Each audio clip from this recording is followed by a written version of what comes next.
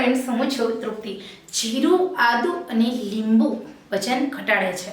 સૌથી પહેલાં તો અહીંયા તમારું ઘણું બધું વજન ઓછું કરી દે છે આ વસ્તુ. તો જીરું, આદુ અને લીંબુનું વેટ લોસ ડ્રિંક્સ કેવી રીતે બનાવવું એના વિશે જાણતા પહેલાં આજે હું તમને એ વેટ લોસ ડ્રિંક્સ પીવાની સાથે સાથે કઈ વાતોનું ધ્યાન રાખવાનું છે એ પણ હું તમને જણાવીશ. સૌથી પહેલાં તમારે જ્યારે પણ વેટ લોસ કરવું છે ત્યારે તમારે તમારા કોન્શિયસ માઇન્ડમાં કમાન્ડ સેટ કરવાના છે કે તમારે વજન ઘટાડવું છે. બીજું, હવે તમારે નક્કી કરવાનું છે કે તમારે વજન ઘટાડવા માટે તમારે કેવી રીતે વજન ઘટાડવું છે, શેના કારણે તમારું વજન વધે છે. પાચન તંત્ર નબળું હોય છે ત્યારે તમારું વજન વધે છે. આનુવંશિક રોગ હોય, હોર્મોન્સ અનબેલેન્સ થતા હોય ત્યારે પણ તમારું વજન વધતું હોય છે. વંશ પરંપરાગત રીતે વજન વધે છે. બેઠાડું જીવન હોય ત્યારે વજન વધે છે ને ઓવર ઇટિંગના કારણે. હવે તમારું વજન આ કયા કારણથી તમારું વજન વધઘટ થાય છે એ તમને પોતાને ખબર છે.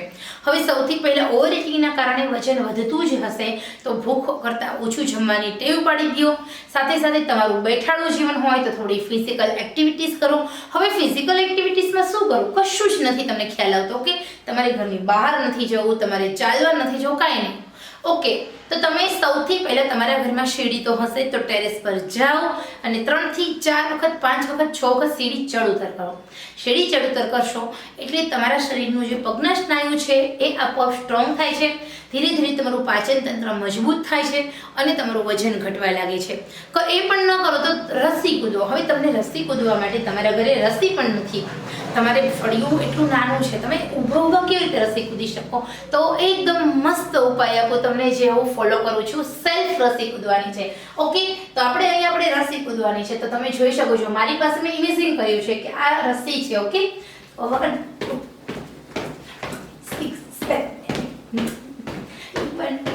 13 14 15 17 18 19 20. ઓકે, તો અહીંયા તમારે 20 સુધી જ રસ્સી કૂદવાની છે. સેલ્ફ રસ્સી કૂદી શકો છો એક જ જગ્યાએ ઊભા. હવે તમારે આ પણ નથી કરવું. સેલ્ફ વોક માત્ર ને માત્ર 5 મિનિટ સુધી. તો આવી રીતે તમે ઘરમાં સેલ્ફ વોક કરી શકો છો. ચા બનાવતા, કોફી બનાવતા, ટીવી જોતા. યાદ રહે, હાફ ન ચડવો જોઈએ. જો તમને હાફ ચડે છે તો એનો મતલબ એમ છે કે તમારા શરીરની અંદર હિમોગ્લોબિન, વિટામિન્સ, મિનરલ્સની ઉણપ છે, હાર્ટ તમારું નબળું છે. તો જો તમને હાફ ચડે છે અને તમારે ખરેખર તો સ્ટ્રોંગ બનવાનું છે, ફિઝિકલ એક્ટિવિટીઝ વધારી દેવાની છે જેના કારણે તમારું હાર્ટ સ્ટ્રોંગ થાય. ઓકે, તો આ છે બેસ્ટ ફિટનેસનું રહસ્ય. બીજું, હવે ઊંડા શ્વાસ લેવાના છે. પેટ ઊભા જ રહેવાનું છે. આપણે ઊભા જ એક્સરસાઇઝ કરવાની છે. પેટ અંદરની બાજુ ખેંચવાનું, ઊંડા શ્વાસ લો, છોડો. આવું તમે 20 થી 25 વખત કરો. ઓક્સિજન જેમ તમારા શરીરની અંદર જશે એમ તમારું પાચન તંત્ર પરફેક્ટ બનશે. આટલું જ કરવાનું છે ફિઝિકલ એક્ટિવિટીઝમાં. આમાંથી કોઈ પણ 2 થી 3 વસ્તુ તમને અનુકૂળ લાગે કરી શકો છો. આટલું કરશો ને, ભૂખ કરતાં ઓછું જમવું, ફિઝિકલ એક્ટિવિટીઝ કરો, વધારે પ્રમાણમાં પાણી પીઓ અને રાત્રે સૂતા પહેલાં આ વેટ લોસ ડ્રિંક્સ પીઓ. 1 ચમચી જીરું લેવાનું છે, 1 લીંબુ લેવાનું છે, લીંબુની છાલ લેવાની છે, લીંબુનો રસ નથી લેવાનો. તો લીંબુનું જે છાલ હોય એ, અને સાથે માઇનોર કાબુલી ચણાના દાણા જેટલો આદુનો કટકો. આ બધી જ વસ્તુને ગરમ પાણીમાં ઉકાળવાની મીડિયમ છે, ગાળીને પી જવાની. રોજ રાત્રે સૂતા પહેલાં તમારે આ પ્રયોગ કરીને આરામથી પી લેવાનું છે. હવે તમે જોશો તો વજન 3 દિવસની અંદર આટલી ફિઝિકલ એક્ટિવિટી, ભૂખ કરતાં ઓછું જમવું, દિવસ દરમિયાન પુષ્કળ પ્રમાણમાં પાણી પીવાનું છે અને સાથે આ વેટ લોસ ડ્રિંક્સ લેવાથી તમને ખરેખર ઇમેઝિંગ રિઝલ્ટ મળે છે. અમેઝિંગ.